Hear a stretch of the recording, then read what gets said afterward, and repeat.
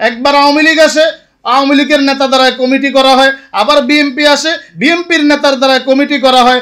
নামাজ জানে না, সূরা কেরাত জানে না, ফরজ নামাজের ফরজ কয়টা বলতে পারে না, ওয়াজিব কয়টা বলতে পারে না, সুদ খায়, ঘুষ খায়, বাহিরে চাঁদাবাজি করে, মাদক চিন্তায়ের সাথে জড়িত। এরা যদি মসজিদ কমিটিতে থাকে তাহলে ইমামগণ স্বাধীনভাবে কখনোই কথা বলতে পারবে না। সরকারের কাছে আমাদের অনুরোধ, দাবি এটা যে রাষ্ট্রীয়ভাবে এরকম আইন প্রণয়ন করা হোক।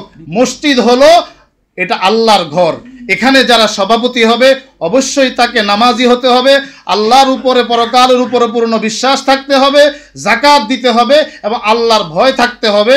সুদখোর, ঘুষখোর, ইয়াবাখোর, চাঁদাবাদ মসজিদের সভাপতি, সেক্রেটারি, সদস্যও হতে পারবে না। এটাই আজকে আমরা মিম্বর থেকে কোরআনের কথাগুলো আপনাদের সামনে, জাতির সামনে, মুসল্লিদের সামনে মেসেজ দিতে চাই এবং দিয়ে যাচ্ছি। কিন্তু আমরা সাহস নিয়ে, আমরা স্বাধীনভাবে এ কথাগুলো সব কথা বলতে পারছি না।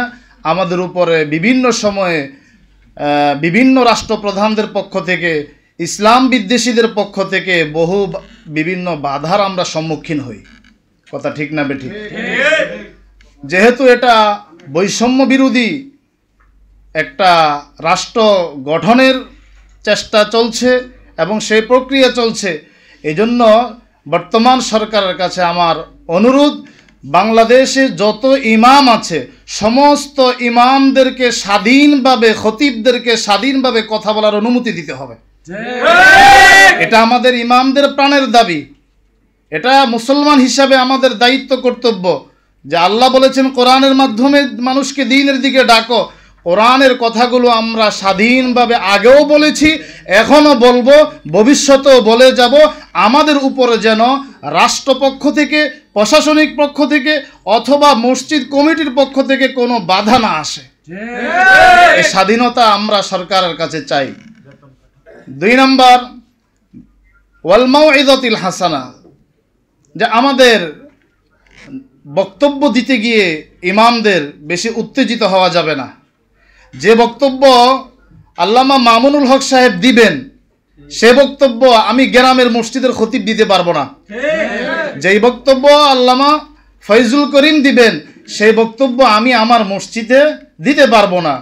আমাকে আমার স্থান, হিকমত, কৌশলে, অবস্থা অনুযায়ী সব কিছু বিবেচনা করে কথা বলতে হবে। এখানে পূজা চলছে, আপনি বলবেন সেখানে গিয়ে শিরিক বন্ধ করো, তা আপনি তো মার খেয়ে আসবেন। আপনাকে দ্বীনের দাওয়াত দিতে হবে হিকমতে, কৌশলে। হিন্দুরা তাদের পূজা উৎসব পালন করবে, ইহুদিরা তাদের উৎসব পালন করবে, খ্রিস্টানরা তাদের উৎসব পালন করবে, আমাদের পক্ষ থেকে কোনো বাধা নাই, এটাই ইসলামী শিক্ষা। ঠিক তেমনিভাবে আমরা আমাদের উৎসব পালন করব, নামাজ পড়ব, ওয়াজ মাহফিল করব, তাদের পক্ষ থেকেও আমাদের উপরে কোনো বাধা আসতে পারবে না। আমাদের ওয়াজ মাহফিলে কোনো বাধা দেওয়া যাবে না। আমাদের নামাজরত অবস্থায় গান বাজানো যাবে না। অনিসলামিক কৃষ্টি কালচার আমাদের উপরে চাপায় দেওয়া যাবে না। এটা জাতি, ইমাম, খতিবদের চাহিদা, মনের তামান্না, এটা দাবি, এটা মানতে হবে। বেতন কাঠামো নিয়ে আলোচনা এসেছেন। আমাদের এক সাংবাদিক বন্ধু বলেছেন যে অল্প বেতনে কিভাবে আপনারা নিজের হক কথা বলবেন বা সমাজে দ্বীনের কাজ করবেন।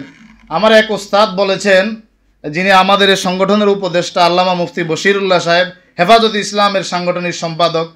এটা জাতি ইমাম খতিব সংস্থা, এটার উপদেষ্টাদের যে নামগুলো আছে, এখানে হেফাজতও আছে এবং ইসলামী আন্দোলন আছে, খেলাফত মজলিস আছে, খেলাফত আন্দোলন আছে। সবাই আমাদের মুরব্বী, সবার পরামর্শ নিয়ে আমরা চলি। তো আমার ওস্তাদ বলেছেন যে আল্লাহর সাথে আমার সাথে রিজিকের কন্টাক্ট, বেতনের কন্টাক্ট নয়। আল্লাহর সাথে আমার সাথে কিসের কন্টাক্ট? ওমা মিন দাব্বাতিন ফিল আরদি ইল্লা আলাল্লাহি রিজকুহা। তো আল্লাহর সাথে রিজিকের কন্টাক্ট, বেতনের কন্টাক্ট নয়। এ কারণে আমরা দেখি যে 50,000 টাকা বেতনে সরকারি চাকরি করে, তার চেয়েও যে 10,000 টাকা ইমামতির চাকরিতে সে ভালো বরকত পায়। আমাদের বুঝতে হবে, শুধু বাহ্যিক তাকাইলে হবে না, আল্লাহর সাথে সম্পর্ক করতে হবে। সাহাবায়ে কেরাম আল্লাহর কাছ থেকে নামাজ শিখেছেন, ওই তাকওয়া আমাদের উপর থাকতে, বেতনের উপর আমাদের তাকওয়া নেই। তবে হ্যাঁ, আমাদের ধর্ম উপদেষ্টা বলেছেন ইমামদের সম্মানজনক হাদিয়া এটা দেওয়া উচিত, এটা আমাদেরও দাবি। যাদের যে সমস্ত মসজিদের সামর্থ্য আছে ইমামদেরকে হাদিয়া দিতে পারে, ন্যূনতম 20 থেকে 30 হাজারের নিচে ইমামদের বেতন, এটা ইমাম খতিবদের শানে মানায় না। জাতীয় ইমাম খতিবের পক্ষ থেকে আমি এটা অনুরোধ করব সরকারের কাছে, যে একটা দাবি, সেটা হলো যে ইমামদের সম্মানজনক হাদিয়া যেন দেওয়া হয়, এটা রাষ্ট্রীয়ভাবে মসজিদ কমিটিকে নির্দেশ দেওয়া হোক। কি বলেন, ঠিক না বেঠিক? 2 নম্বর একটা গুরুত্বপূর্ণ বিষয় হলো যে বৈষম্য বিরোধী আমরা বলতেছি, আসলে আমরা ইমামরাই বৈষম্যের শিকার। কেন? আমরা মসজিদ পবিত্র, যে মসজিদে আমরা ডিউটি করি, ইবাদত বন্দিগি করি, নামাজ পড়াই, এই মসজিদটা পবিত্র জায়গা। মসজিদে যে ইমামতি করে তিনিও কোরআনের হাফেজ, তিনি আলেম, তিনি মুফতি, তিনি একজন পবিত্র ব্যক্তি, গুনাহমুক্ত জীবন গঠনের চেষ্টা করেন। তো মসজিদ যারা পরিচালনা করবে তাদেরও সুদ মুক্ত, ঘুষ মুক্ত, মাদক মুক্ত হতে হবে, তাহলে সমাজের ইমামগণ বৈষম্য মুক্ত থাকতে পারবে। এরকম একটা রাষ্ট্রীয় আইন করা হোক, যেটা আমাদের মাননীয় ধর্ম উপদেষ্টা বলেছেন ডাক্তার আফম খালেদ সাহেব, যে আপনি বাজার কমিটি করেন ব্যবসায়ীদের দ্বারায়, মসজিদ মাদ্রাসার কমিটি করেন ওলামায়ে কেরামদের দ্বারায়। এমন কমিটি আপনারা বানিয়ে রেখেছেন